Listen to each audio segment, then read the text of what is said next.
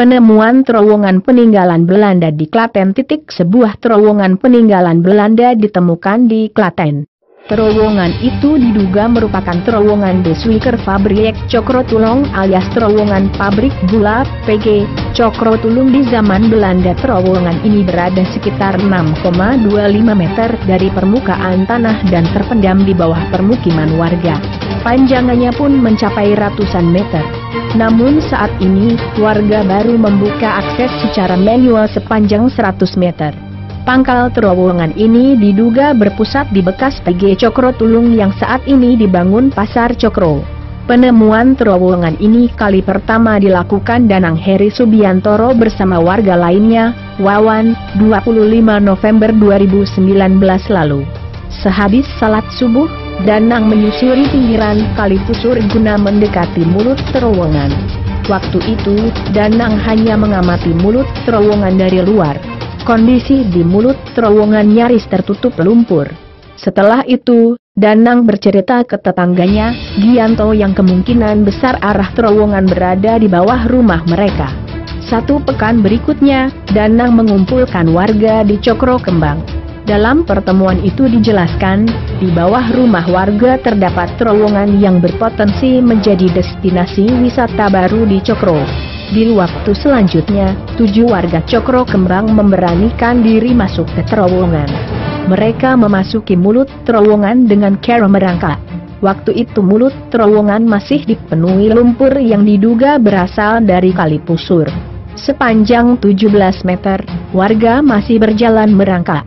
Saat masuk ke terowongan, warga mempersenjatai diri dengan senapan angin, parang, sepatu boot, lampu halogen, parang, oksigen, helm, pisau. Di dalam itu kondisinya pengap. Makanya kami membawa oksigen juga. Saat masuk, banyak sekali ditemukan kelelawar berwarna merah.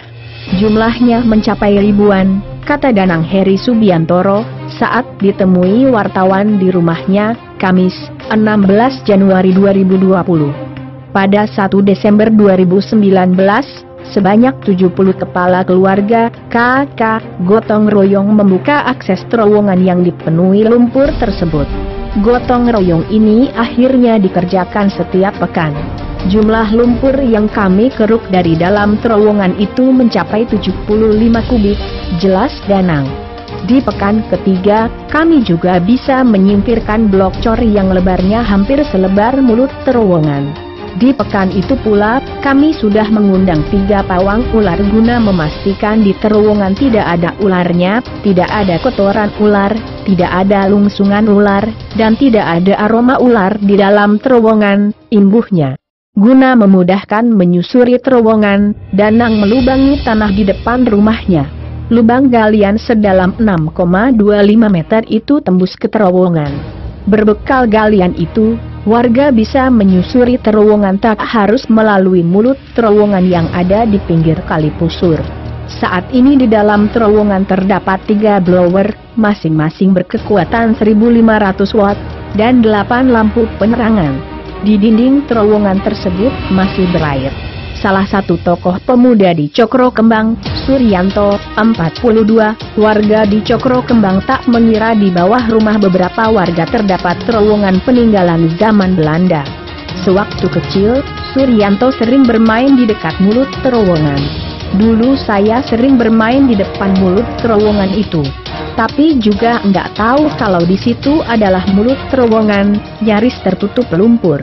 Saat saya kecil, banyak yang bermain di sana.